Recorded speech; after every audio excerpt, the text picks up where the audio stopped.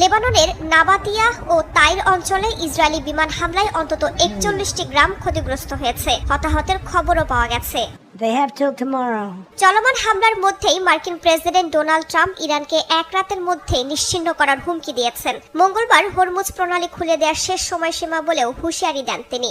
Where every power plant in Iran will be out of business, burning, exploding, and never to be used again. I mean, complete demolition. মার্কিন প্রেসিডেন্টের বক্তব্যের পাল্টা জবাব দিয়েছে ইরানও। Trump যুদ্ধ ব্যবস্থাপনায় নিয়ন্ত্রণ হারিয়েছেন বলে দাবি করেছে তেহরান। শীর্ষ কমান্ডারদের হত্যা ইরানি বাহিনীকে দমাতে পারবে না বলে হুঁশিয়ারি দিয়েছেন সর্বোচ্চ নেতা মুস্তফা খামেনি। একই সঙ্গে পাকিস্তানের মাধ্যমে পাঠানো যুদ্ধবিরতির প্রস্তাব প্রত্যাখ্যান করে সংঘাত স্থায়ীভাবে বন্ধের শর্ত জুড়ে দিয়েছে ইরান।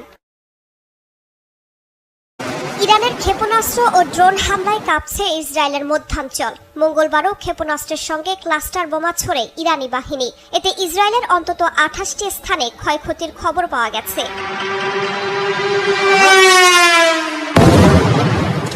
লক্ষ্যবস্তু করা হয় কুয়েতের আলী আল সালেম, ইরাকের সোলাইমানিয়া সহ অন্যান্য ঘাঁটিও। এতে কয়েকজন মার্কিন সেনা আহত হন। যুক্তরাষ্ট্রের উভচর যুদ্ধ জাহাজে হামলার দাবিও করেছে আইআরজিসি, যদিও তা প্রত্যাখ্যান করেছে পেন্টাগন।